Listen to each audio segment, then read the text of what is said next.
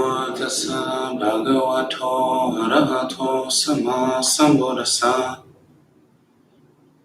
Namo tassa bhagavato arahato sama sambuddhassa.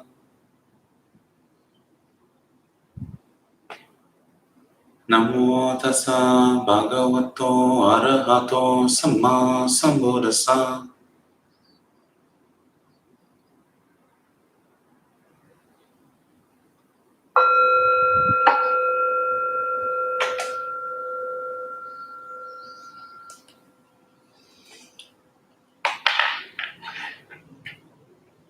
So, hello everyone and welcome to the Basics Discussion Circle. My name is Travis, I facilitate this group. So tonight's topic will be, we'll be talking all about different kinds of pains that we may be dealing with. It could be very helpful if you have some chronic pains or anything like that. If you have pains that you notice you're dealing with a lot while you're sitting or throughout the day. If you would like to share those, I know that can be quite personal, but if you feel comfortable sharing those, I may have some tips or tricks to work with those pains. Because pain is a very, very wide topic. There's a lot that constitutes like physical discomfort and pain. So accordingly, there's a lot of different methods of perceiving the breath or working with awareness that helps to alleviate some of that. So if you have any specific issues that you'd like to mention, the chat's right there. So meditation is something that with practice can be used to create a healthy relationship with pains, both emotional and physical, but for today's purpose, we'll mostly be focusing on physical pain and discomfort. So different things like the way that we're breathing or the perceptions that we're holding in mind can change our experience of the present moment. And I talk about this a lot, but I don't necessarily focus in on pain itself that often. So that's kind of what we'll be approaching from today. So we'll work with a few different perceptions in the meditation. I may talk a little bit before the meditation, a little bit more than I normally do. Just to lay some groundwork. So there's a few different things, a few different perceptions that can help with pain. And one of them is elements meditation. And we've done, I think in this class, we've done elements meditation before. I know on the guided meditation playlist, there's the elements meditation. So elements is referring to what you would think of when you hear like the word element: air, fire, water, earth, and then it adds space and consciousness on top of those traditional elements. And this doesn't mean that we're like bending the elements or moving water with our minds or anything like that. What it's referring to is kind of categories of perception or a palette, like someone who tastes food professionally, like a restaurant reviewer, has more words for different flavors than just salty, sweet, bitter, whatever else.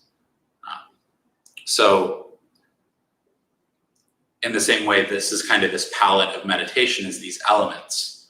So instead of focusing just on that we have breath and just on the sensation of movement, the sensation of breathing, there's lots of other layers of sensation that are going on throughout the body. Typically, the only ones that we really focus in on average, tend to be the breath, and then if there's physical pain, because it comes right up in our face when there's physical pain. But there's lots of other layers of perception. So these elements refer to wind being the breath, being movement, any sense of lightness, any sense of movement in the body. Water being any sense of coolness or feelings of liquidity, like the liquid in the stomach, or if you can feel the blood moving with some practice, you can be aware of blood flow. Fire refers to any heat in the body, any warmth. And then earth refers to solidity. So oftentimes with earth, you're thinking of kind of where your body's meeting the seat or the ground, or where your feet are meeting the ground. You're thinking of kind of how there's these solid bones in the body. You're kind of focusing on the bones. And there's a lot less dynamic. There's a lot less excitement around the earth element, which can be really good if we're feeling anxious or high strung. So that's just kind of focusing on the bones, focusing on stillness. And then there's the consciousness element, which we can't directly be aware of, but it's basically what's being aware of all these other elements. And then there's space. And for dealing with pain, space is one of the most beneficial. Sometimes pain will arise because of an imbalance in these elements, if you will. Feeling extremely hot or extremely cold, or having our awareness be unbalanced in the body, and it can create kind of this feeling of issues. So working with these elements allows us to kind of put things back into harmony, get to that space of just right, where the porridge isn't too hot or too cold, the bed's not too firm or too soft. Getting to that Goldilocks equilibrium there. But in our own bodies, not a stranger's house. So with space is, it doesn't refer to like outer space, it refers to the space between things. So we can think of, for example, the fact that our bodies are mostly empty space. Like we have these atoms or molecules or whatever, but in between them is empty space. So a majority of this form is empty space. And pain, physical pain, can only exist where form is. So if we can figure out how to let the mind rest in space, pain doesn't have as much of a hold on us, because we're resting somewhere pain can't touch. So that's kind of the use of this space, this element of space. And I'll get in touch with kind of how to become aware of that a little bit more in the meditation.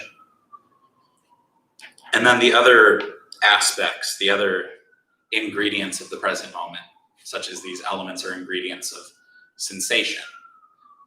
Sensation is an ingredient of another list, and that's the 5 aggregates. You have form, sensation, perception, mental fabrications, and consciousness. So working with these things and learning how to take them apart a bit so that they're not constantly feeding each other and reinforcing negative sensations or mind states is a really important part of the practice. So we'll probably touch on that a bit too. The main relationship to highlight there is between sensation and fabrication. So we have an unpleasant sensation arise. And I've noticed this a lot. Some of you know that the majority of the time I'm in some form of physical pain. I have Lyme's disease, so a majority of the time I'm in some form of physical pain, but nothing too unbearable most of the time. So manifesting from anything from body aches to headaches to anything else, drowsiness. So this relationship between sensation and fabrication. So we have form, the fact that there's a body. Then we have sensations, which are either pleasant, unpleasant, or neutral. We tend to only realize the pleasant and unpleasant sensations, and the neutral just doesn't have enough juice to really notice it. It can be really beneficial though. And then you have perceptions. So you have pleasant, unpleasant, neutral with sensations. And then you build upon that sensation with a perception. The perception is, I like this, I don't like this, or I'm ambivalent to it. I'm indifferent to it. And then from that perception of liking, not liking, or being indifferent towards it, then comes this fabrication, which is when we start fastening things in the mind. We start fashioning and creating things in the mind. That's this process of fabrication. And something I've noticed with my own pain throughout the body is you could have just this little seed of pain. That's the genuine sensation. And then when perception hands this note to fabrication, that there's this unpleasant, this unenjoyable thing happening, fabrication starts to water that seed of unpleasantness, and it starts to grow and spread. But when you kind of backtrace, the pain really is only in that one little spot, but fabrication has created from this tiny little thing, has created this entire plant from this tiny little seed of discomfort, and it's spread throughout the body. But that pain that's spread throughout the body oftentimes has almost nothing to do with the original pain, and it's not really all that real. And when we can begin to work with these aggregates and kind of stretching them out, separating them a bit to see how one is influencing the other, we can undo a lot of those patterns of tension, pain, and discomfort, because a lot of them are mind fashioned. Many of them are physical, but then the mind fashions the physical to grow and grow and grow when left unchecked. So we'll kind of just be playing around with that during the meditation.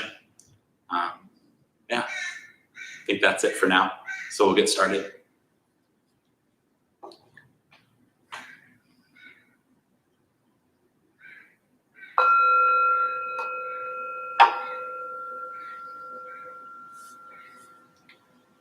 Closing the eyes and taking 3 deep breaths slowly.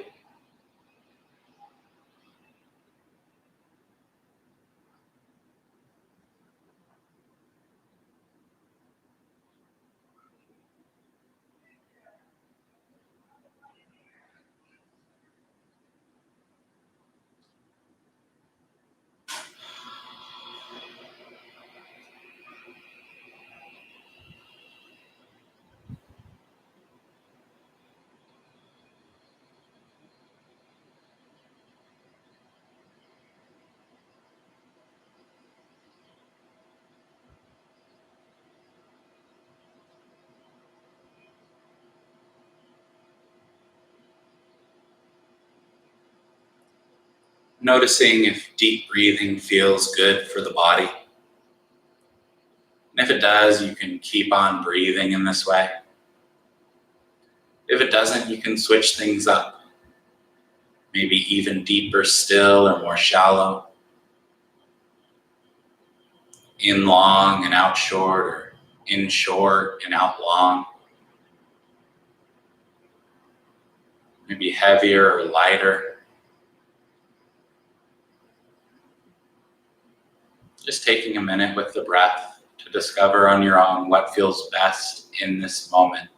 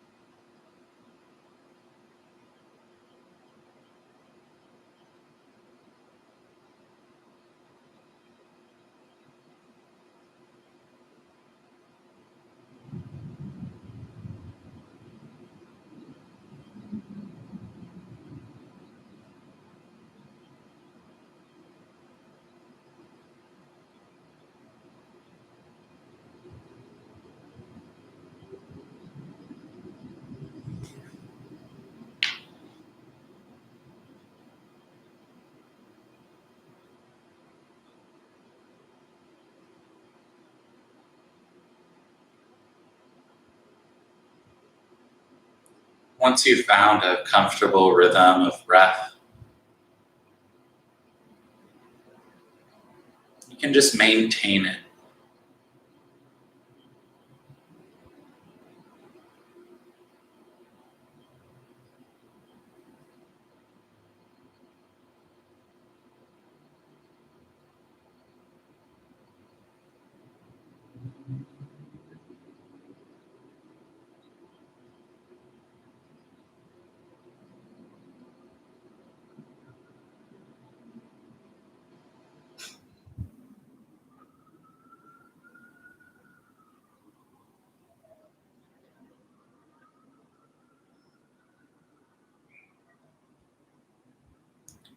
And as you maintain this breath,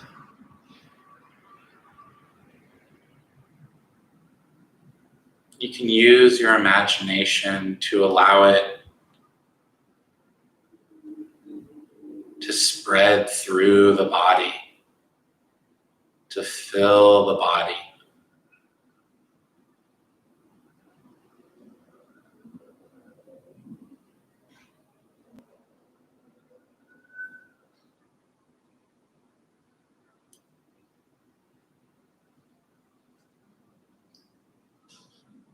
Because whatever perception that you hold in this moment can very easily shape your experience of the moment. If you hold that it's possible to allow the breath to flow through the body, then the breath can flow through the body. And you can feel and experience this breath flowing through the body. Paying special attention to any areas that feel especially heavy or dense. See if you can allow this breath to flow into those areas as you breathe in, and to spread out from those areas as you breathe out, dissolving tension.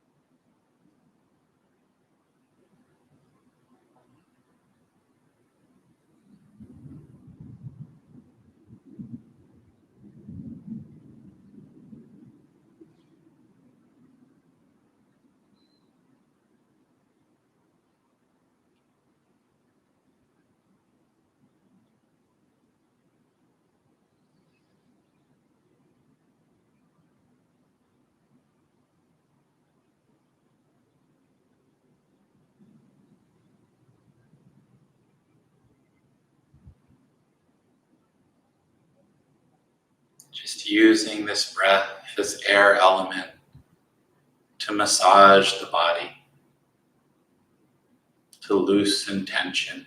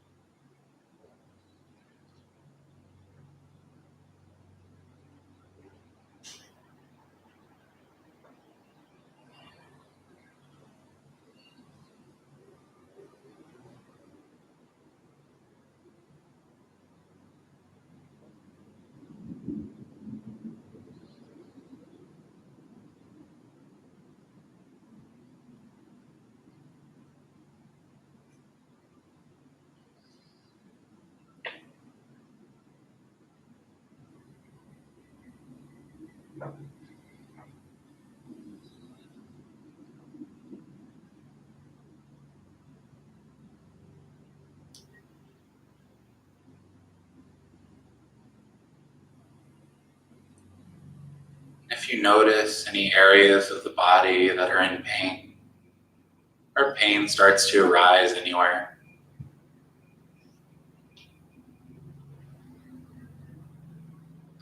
if it's not pain from a pre-existing condition, an old injury, you don't have to move or adjust your posture. If it is, feel free to move it, to readjust it. But if it isn't, just see if you can sit there with it. See if you can breathe through it very softly.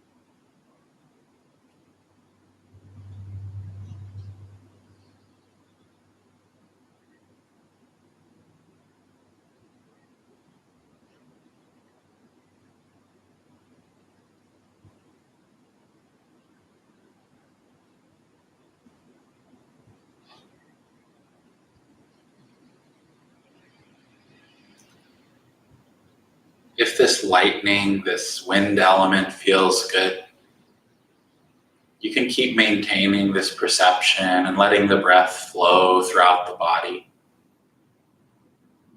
letting it lighten the body and release tension. However, if you feel that this wind element is too energizing, or perhaps you're feeling nauseous, you can move on to the earth element to balance out this motion and lightness. Guiding attention away from the in and out breath and focusing on where your body meets your seat or where your feet meet the ground.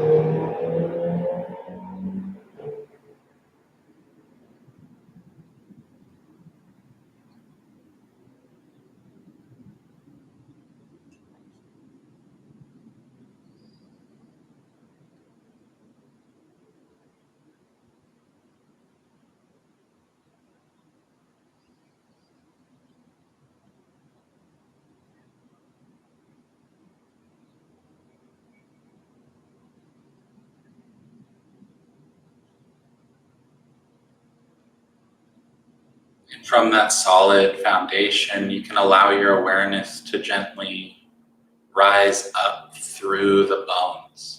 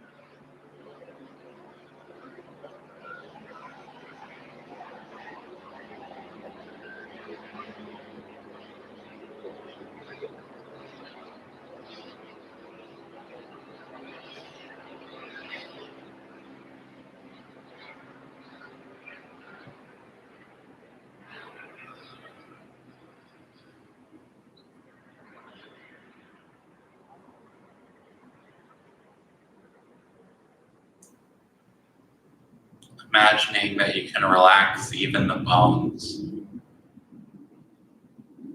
as your awareness raises up them, raising up the spine, straightening the back out, lengthening the spine.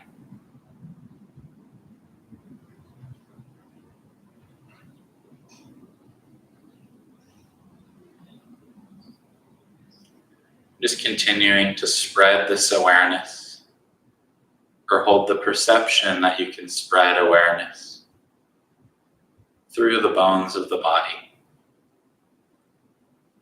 Really tapping into that stillness, that sense of a strong foundation.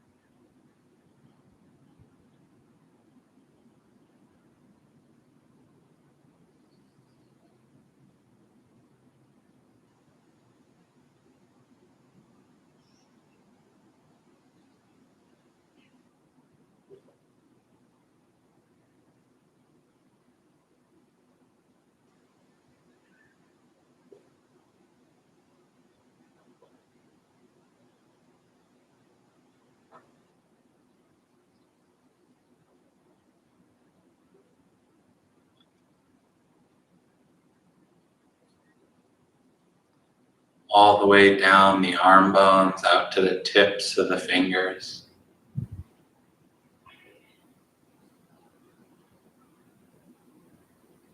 All the way up the spine to the crown of the skull.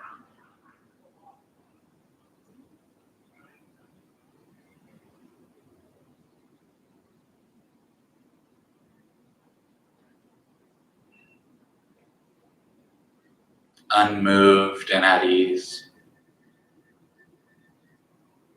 Undisturbed.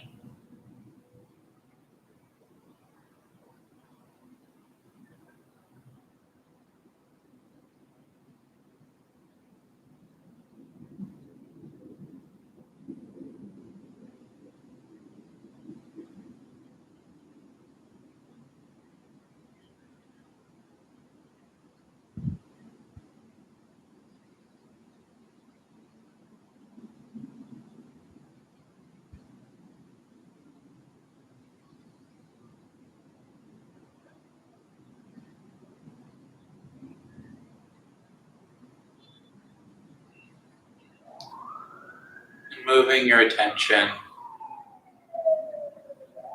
if staying with this earth element feels pleasant, grounding, and stabilizing, you can stay with it until you're ready to move on. But if you feel it's making you drowsy or sluggish, we can move on to balancing water and fire within the body.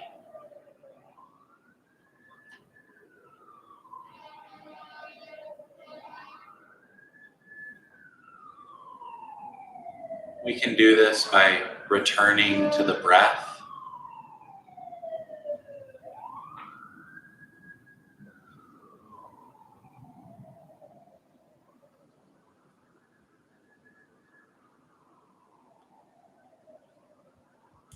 Returning to scanning the body. This time, instead of looking for tension, you're noticing if any area feels too warm or too cool.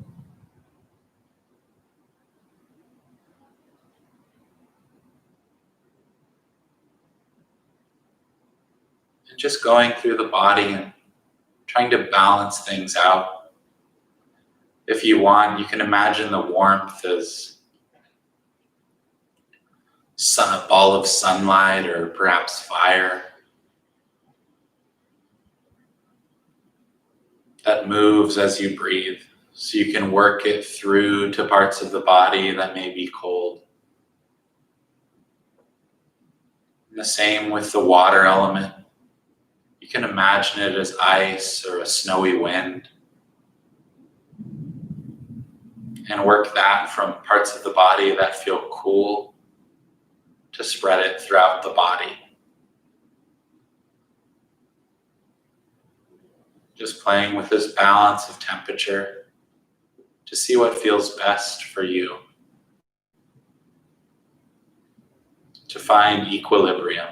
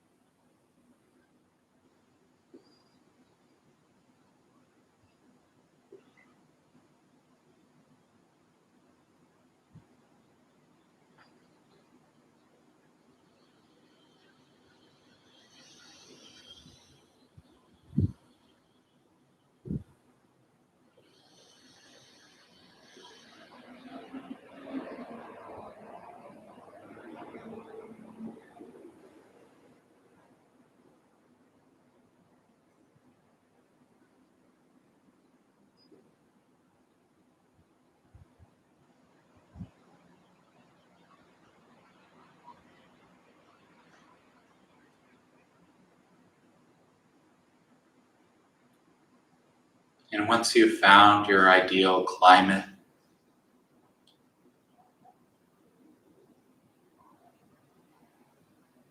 we'll move on to the element of space.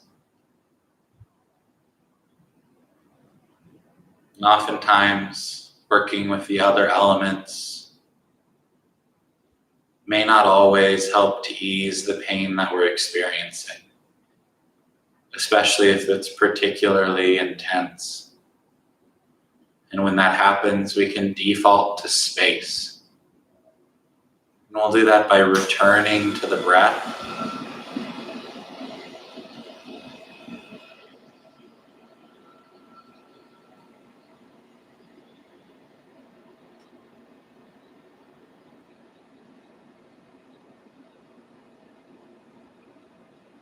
But instead of focusing on the in-breath and the out-breath, we can focus on the space between each breath.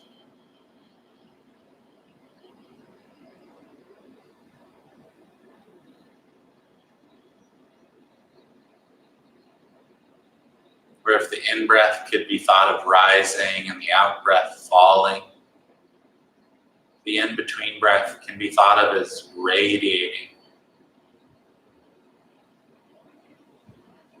or pulsing. And we just maintain this focus on the space in between the breath.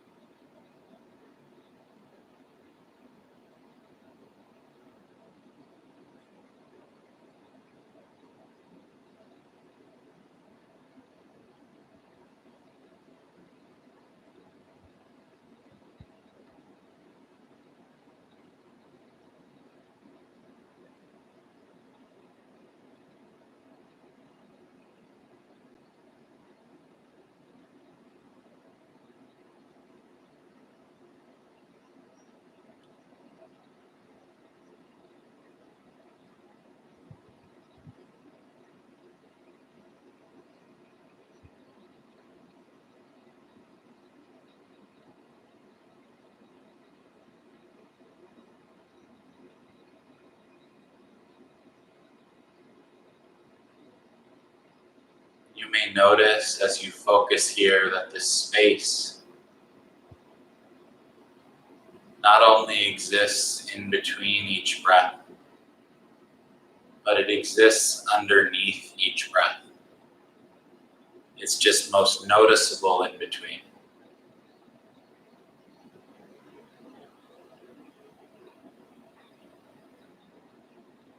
So you just slowly stitch these in-between breaths together.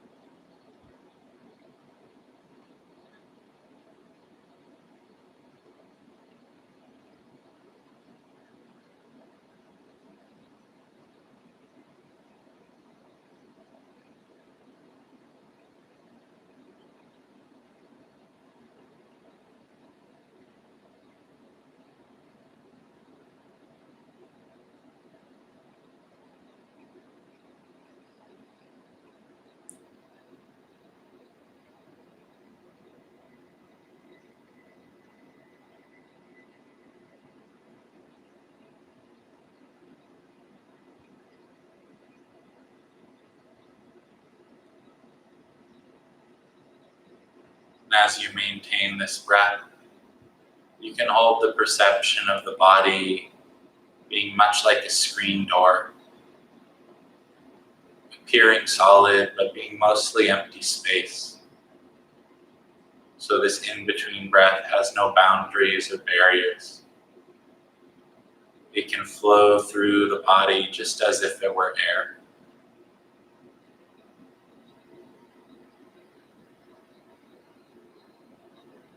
As if the body was air.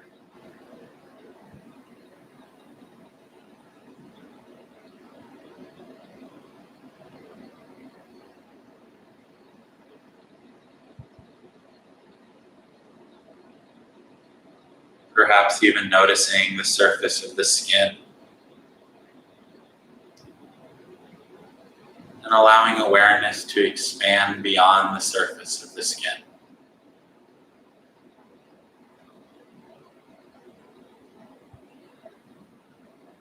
Knowing that the space around you is no different than the space within you.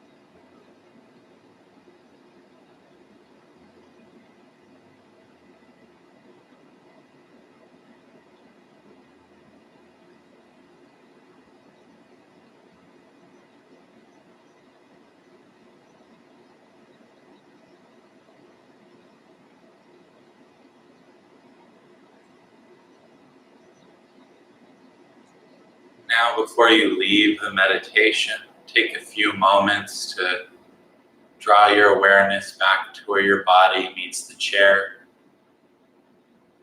where your feet meet the ground.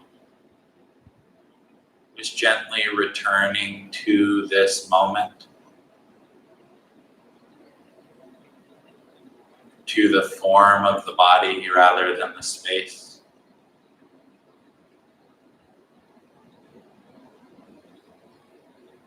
When you feel reestablished, you can gently and slowly open the eyes and stretch if necessary.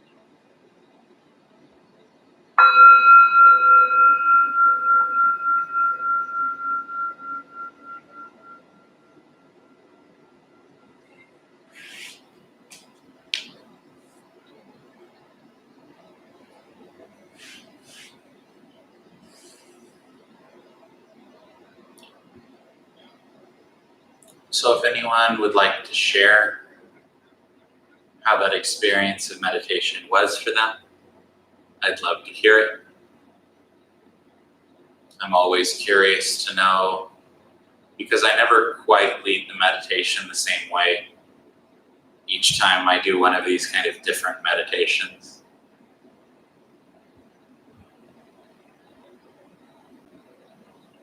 I don't want anyone to get too attached to a specific method or instructions.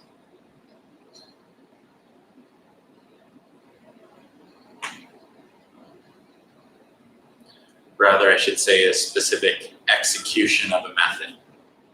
It's a good idea to have a foundational method of meditation, and then to think of other methods as being supplemental to that method.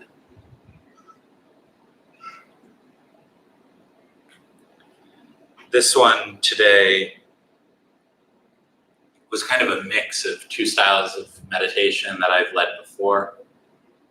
One of them being the elements meditation, and then one being, I believe I called it an expanding mind meditation. Both of those are available if you go to the temple's YouTube's main page, the channel's main page. When you go over to playlists, there's a playlist titled Guided Meditations. Both of those are available there. I think the expanded mind meditation is only about 12 minutes, so it's a quick listen. It's a quick sit. And the elements one's maybe 25 minutes. But you could listen to the element and the expanded mind if you wanted. That could be useful too. So that's kind of what we did here, is we mixed them together a bit, because I wanted to maybe more gently go into the space element. Get really in touch with the body, in touch with any tension that we may be experiencing.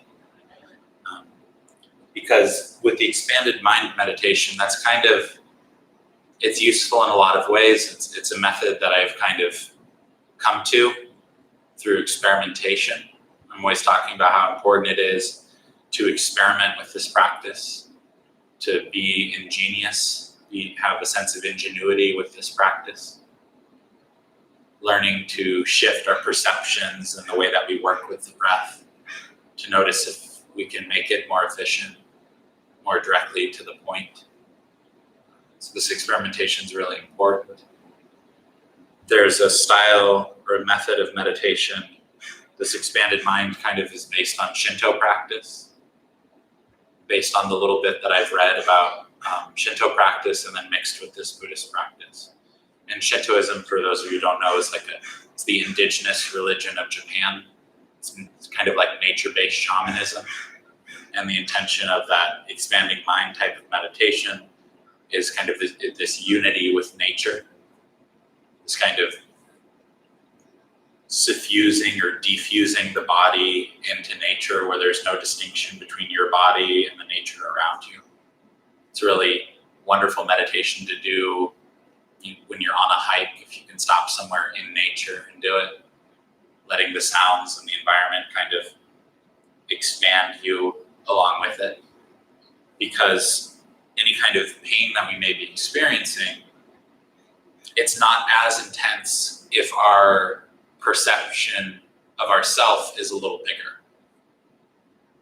If we have pain in the shoulder and our entire awareness, our entire focus is anchored down into that shoulder, that pain seems all-consuming. It seems overwhelming.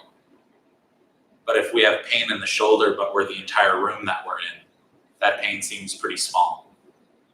It's nowhere near as intense. Oftentimes that pain can be remedied just by fully occupying the body. Being aware if you have pain in the shoulders, perhaps focusing down at the feet, the farthest point from the shoulder, the opposite foot. Just allowing the awareness a break from the pain. But if the entire body, in situations where the entire body is in pain, where the entire body is inflamed, then there's not necessarily a place in the body that it's safe to stay. So that's when we have this element of space. That's when we're able to notice, instead of focusing on the form of the body, we focus on the space in between the body. of how I mentioned about the body being a lot like a screen door or a mesh. It's only because we perceive it as solid that we experience it as solid.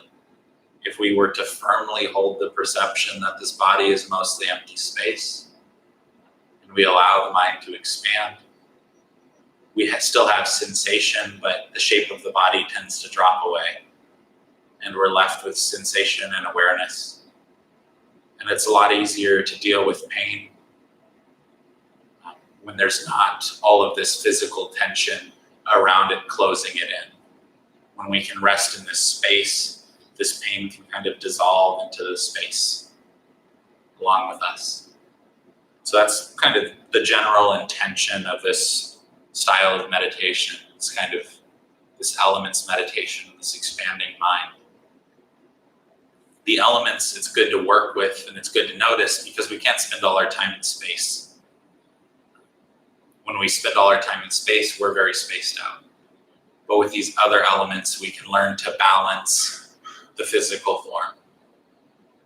But if it's a situation where there's just no balancing the physical form, the sensations of lightness and solidity, sensations of heat and cold, if we're finding it too difficult to balance that, everything seems like it's in disarray, then we can default to space. But it's important to learn to work with the body as a body and not always just default to space when things get a little uncomfortable. Because these other elements we can maintain throughout our day.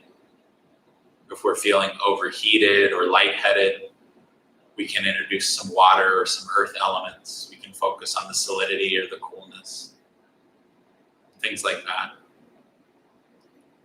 We can focus on consciously relaxing different parts of the body in a more targeted way than this expanding mind.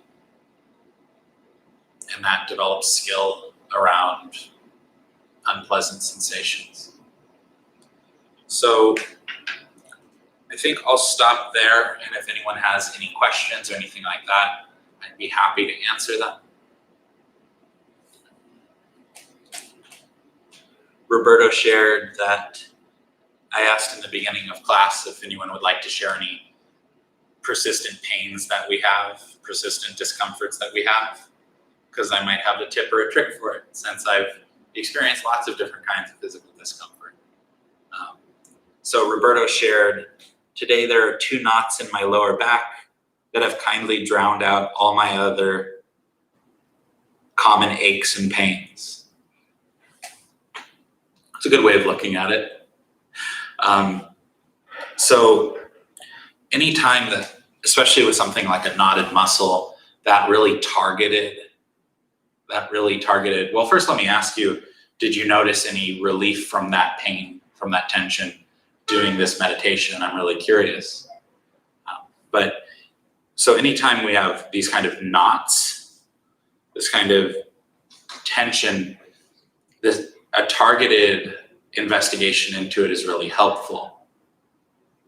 To first acknowledge that though the pain is centered in these knots, there's all these kind of little branches of tension coming out from them.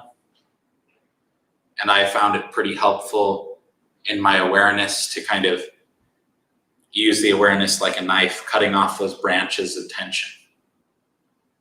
And seeing if this awareness, if we can just imagine chopping up the tension, chopping up the knots.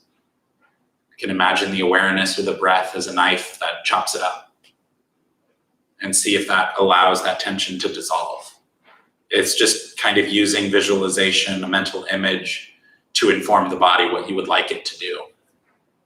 So that can be pretty helpful. Or imagining that the knot is like a little lump of dough that you're stretching out in the mind. Can be really helpful too. There's all sorts of little tricks that you can develop around it. And the ones you develop for yourself are the most beneficial. But I can give some tips.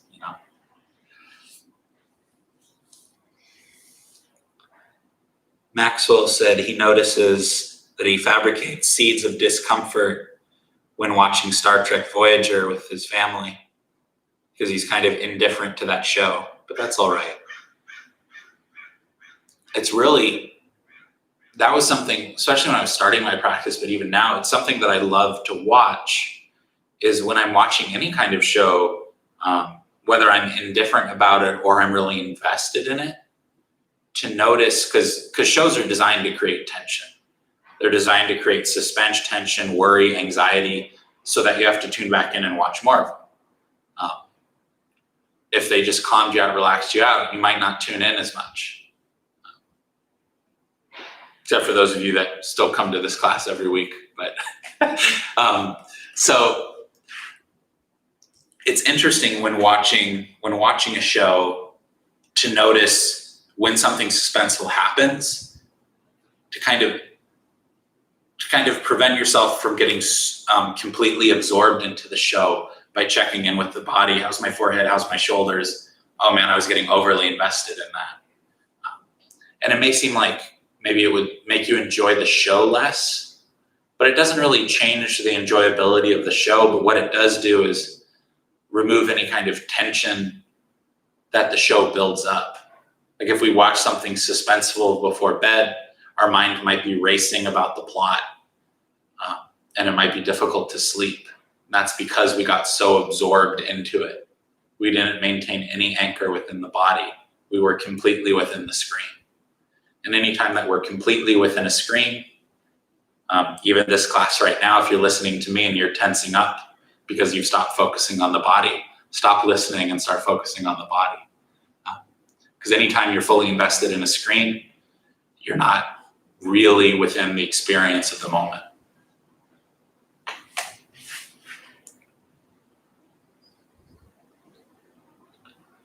Lizzie shared suffering from back and hip pain.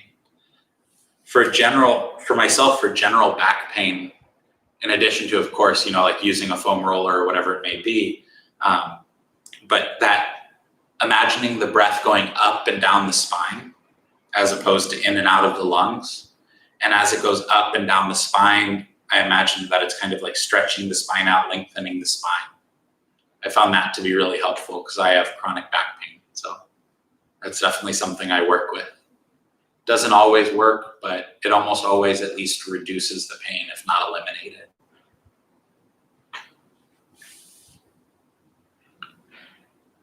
Roberto shared that yes, the surrounding muscles relaxed and into the space allowed. The knot is there, but the pain is less. I'm glad. Yeah, that relaxed, giving things space is so important. And that's kind of both physically going into that element of space and mentally allowing for space. I did say I would focus mainly on like physical pain and stuff, but I'll go into the little bit of the mental pain and discomfort aspect. So a lot of times when we have something happen or we have deep-seated traumas or issues like that, there's a lot of mental, emotional scar tissue around that issue. There's a lot of scar tissue around that issue, and that mental and emotional scar tissue, because as you know, I'm always talking about how the mind and the body are connected. We very much embody our traumas. So if maybe we have this trauma that comes up frequently when we're meditating, or just frequently throughout our days. Something that we're just so stuck on that happened in the past. Maybe it's something that someone did to us. Maybe it's something we did to someone else, whatever it may be. The specifics aren't really that important. And getting into the specifics or trying to assign blame or anything like that usually just causes more suffering for the most part. But what I found is the most beneficial is this process of giving it space. And the way that this can be done is because we embody these traumas and there's all that scar tissue around it, which mentally is defense mechanisms and avoidance strategies and all of that kind of stuff. Physically, it feels more like literal scar tissue. So say that your trauma has to do with like an older sibling would pin you down on the ground and blow cigarette smoke in your face, right? So with that example, the trauma would probably be centered as tension in the chest, maybe the throat, but then there's lots of scar tissue around that as well. which is the tension of those defense mechanisms, avoidance strategies, and all that kind of stuff. So you can work through that instead of trying to go straight to the core of the problem. First, you expand out. You allow there to be space. You don't get lost. You try not to get lost in the story of the trauma and try to check in with the body and expand that awareness out to notice any of those branches of tension. And again, you can cut through those. And when you cut away that physical scar tissue, it can also get rid of a lot of the emotional scar tissue and defense mechanisms. And this isn't something to jump right into, but it's something to slowly work on. And when those defense mechanisms and that scar tissue is slowly dissolved away, what you're left with is the initial seed of trauma. And when you're with that seed of trauma, it's just a matter of being with it completely. Not pushing it away, not trying to grip onto it and push it down, just letting it be there, just giving it the space and kind of maintaining a warm indifference around it. And that mental quality of stepping back and giving it space allows those kind of traumas and struggles to tire themselves out because we're no longer feeding them. And this, I'm running out of time a bit, but so there's these concepts in Buddhism of craving and clinging, right? So craving is the translation of tanha. And tanha literally means thirst, to be thirsty. So that's our craving, right? And then from craving comes clinging. And clinging is a translation of upadana. Upadana means to feed on. So craving is thirst or hunger, and then upadanam is to feed on. So first we have craving, we have this kind of come up, this discomfort come up, and there's this craving for it to go away. And then we start feeding on this desire for it to go away. We start gaining sustenance from it. But through this craving for it to go away, what we're actually feeding is tension. And tension's the reason that the trauma still is so intense. So we have to stop clinging to it. In other words, stop feeding it. So when we relax around it, we soften around it, we soften into it, then the craving, the upadanam, this feeding, or the clinging, this upadanam, the feeding, it stops feeding that. And when these mental qualities stop being fed, they slowly shrivel up, they slowly weaken. And if we can maintain not feeding them for long enough, they can shrivel up and pass away. And then we gain a taste of freedom, a taste of what the Buddha called the joy of renunciation. So I'll end on that because I went a few minutes over, but hopefully tonight's talk was helpful for y'all. If you know someone that struggles with chronic pain, hopefully you can share some tips with them if they're open to it. So with that, we'll close with a transfer of merit. May all beings in all directions be healthy, joyful, and at ease. May we all be healthy, joyful, and at ease. May those who suffer from chronic pain be relieved of their pain. Metta karuna mudita peka sangha teya cetasa chaturisam bharatva viharati samba buddharupa vena samba dhammarupa vena samba sangharupa vena sote huntu nirantaram.